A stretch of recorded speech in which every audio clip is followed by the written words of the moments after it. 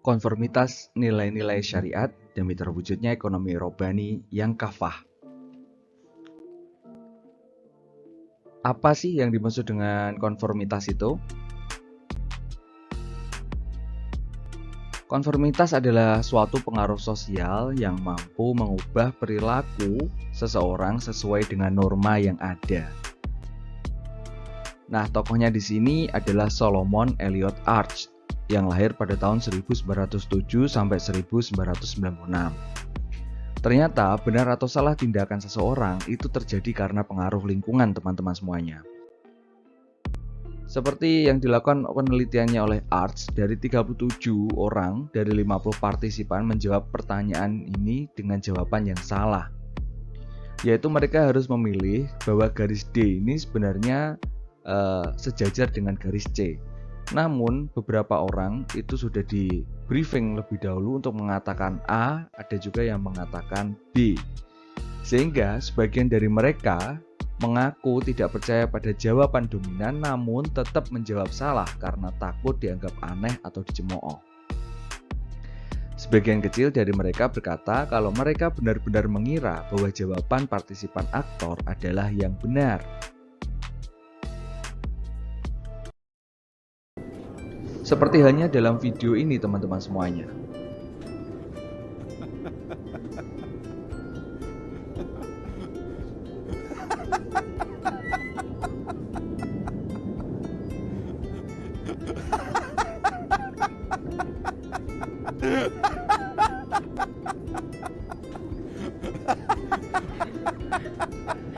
Dalam video ini menunjukkan bahwa ternyata tertawa itu menular.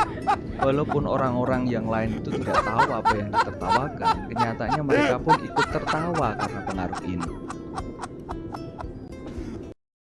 Hari ini berlaku juga seperti menyelesaikan skripsi, ketika temannya sama-sama repot menyelesaikan skripsi, akhirnya kita juga terpengaruh untuk menyelesaikan skripsi. Kemudian ketika teman-temannya menikah, kita juga ikut-ikutan pengen menikah. Dan ekonomi syariah juga demikian, ketika orang ramai-ramai menggunakan istilah syariah, maka baru kemudian ekonomi syariah akan kembali dikenal oleh masyarakat. Lalu sebenarnya apa ekonomi syariah itu?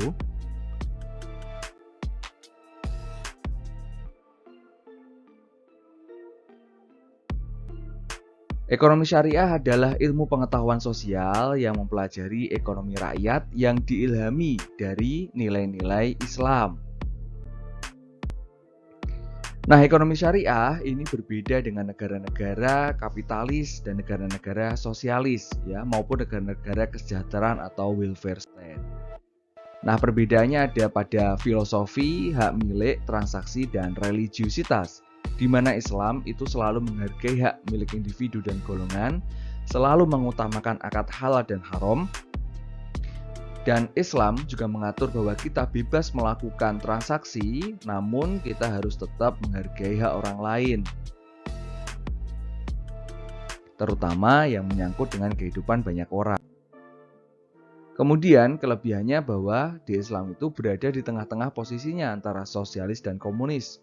Kemudian jurang pemisah hampir tidak ada dengan adanya zakat, bebas namun dibatasi oleh syariat. Kesamaannya kapitalis, sosialis, dan Islam adalah Islam itu kebahagiaannya tidak hanya dunia, tapi juga akhirat. Siapa sih nggak pengen bahagia? Pasti semuanya pengen bahagia. Nah, perkembangan periodisasi sejarah pemikiran ekonomi Islam mengatakan bahwa 1 Masehi sampai 13 Masehi itu adalah zaman kegelapan, tidak ada pemikiran ekonomi sama sekali. Padahal katanya pada 7 Masehi sampai 22 Masehi ternyata banyak sekali ulama-ulama Islam yang memikirkan tentang ekonomi Islam, mulai dari Syafi'i, Abu Yusuf, Hambali, Mawardi, Farabi, sampai yang kontemporer seperti Zarko, Bakir Asyadr, As-Siddiqi, Khursyid Ahmad, dan Umar Chapra. Seperti halnya perbedaan itu pada beberapa hal semacam ini. Klasik, invisible hand. Invisible hand sebenarnya merupakan teori Islam yang berarti bahwa tangan-tangan gaib, ya. Pemerintah bertugas melindungi rakyat, menegakkan keadilan dan infrastruktur, kemajuan ekonomi akan mencapai titik berhenti. Ini tokohnya adalah Adam Smith. Kemudian kapitalis, pemilik modal adalah mereka yang paling berkuasa. Pengembangan hak milik pribadi dan faham kebebasan mencari keuntungan dengan berbagai cara. Sedangkan sosialis komunis, pemerintah berperan aktif dalam ekonomi, menyokong kepemilikan dan pengawasan publik. Sedangkan neoklasik, pemikiran yang mencoba menjabarkan pembentukan harga, produksi dan distribusi pendapatan melalui mekanisme pasar. Sedangkan mereka yang berpikir di kontemporer adalah mereka-mereka yang sudah belajar ke barat tapi juga mempelajari agama Islam sehingga melahirkan pemikiran yang lebih moderat. Yaitu mereka juga menghargai barat dan mengakui tentang pemikiran barat namun mengkolaborasikan dengan Islam yang mengakui kepemilikan pribadi dan kepemilikan Allah. Sehingga kita bisa mengetahui bahwa prinsip-prinsip ekonomi syariah yang perlu diketahui adalah yang pertama, sumber daya adalah titipan Allah, tidak ada kepemilikan mutlak, berjamaah untuk menggerakkan ekonomi umat, pemerataan kekayaan dengan zakat, infak, sedekah dan wakaf, menjamin kepemilikan masyarakat, kemudian wajib membayar zakat jika sudah mencapai nisabnya dan pelarangan riba dalam bentuk apapun. Nah, ekonomi syariah selalu menjunjung keadilan dalam transaksi.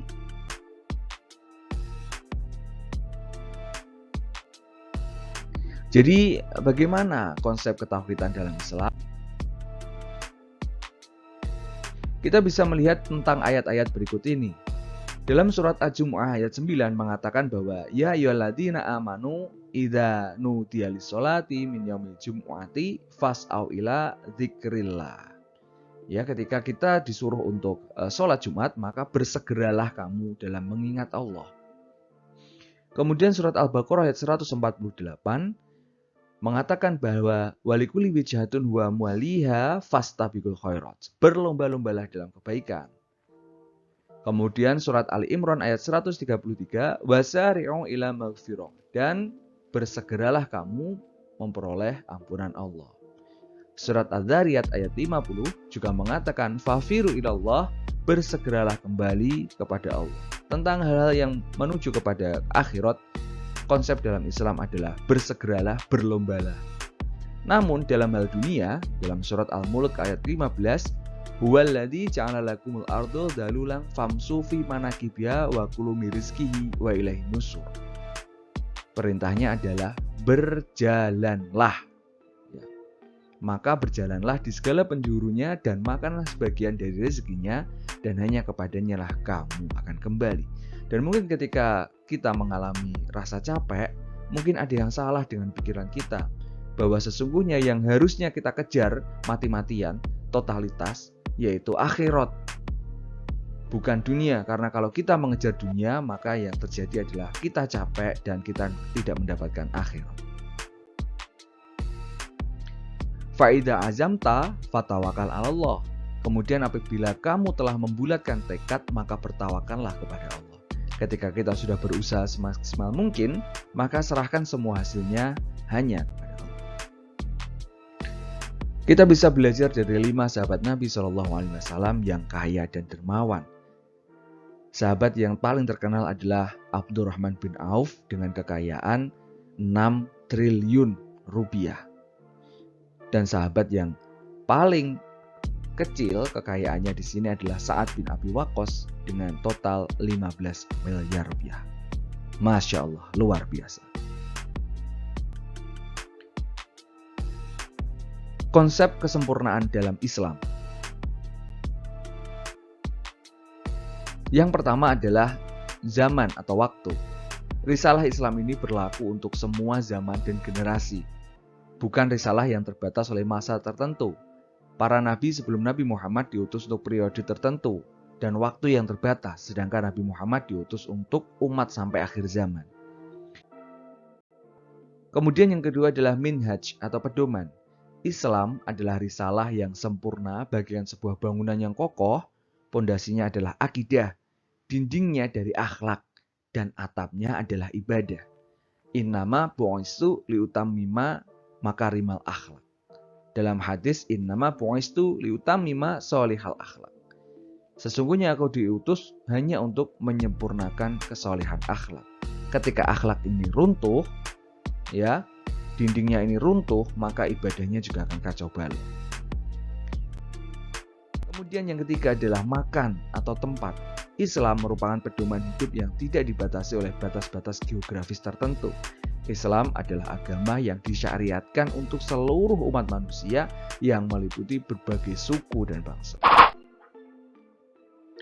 Namun semuanya bisa rusak dengan ghazwul fikri. Apa sih ghazwul fikri? Ghazwul fikri adalah cara lain dari musuh-musuh Islam dalam menghancurkan pelan-pelan tanpa disadari dengan mencuci otak kaum muslimin sedikit demi sedikit. Bentuk invasi ini menyerang peradaban, falsafah, akidah, dan pemahaman, serta pengamalan agama yang benar dari umat. Umat dibuat menjadi kalah dengan tanpa harus mati secara fisik, tapi akal dan pikirannya yang dilumpuhkan dari kebenaran manhaj dan ajaran Islam yang mendasar. Salah satu contohnya adalah kisah Nabi Adam yang dighazwul fikri oleh syaitan, di mana syaitan mengatakan bahwa dia bersumpah kepada keduanya, yaitu Adam dan Hawa, sesungguhnya saya adalah termasuk orang yang memberi nasihat kepada kamu berdua, padahal sebenarnya berdusta. Juga dilakukan oleh Napoleon Bonaparte, seorang pemimpin militer dari politik Prancis yang menjadi terkenal saat perang revolusioner. Nah, Napoleon juga melakukan hal yang sama ketika dia menyerang Mesir. Walaupun ya tinggalannya banyak sekali, tapi kenyataannya Napoleon melakukan juga ghazwul fikri. Kalau di Indonesia kita mengenal dengan Senok Horgronye yang menyamar menjadi Haji Abdul Ghaffar. Ia meneliti Islam dengan tujuan untuk menghancurkan Islam. Sehingga muncullah sebuah statementnya, yaitu musuh pemerintah kolonial bukanlah Islam sebagai agama, tapi Islam sebagai gerakan.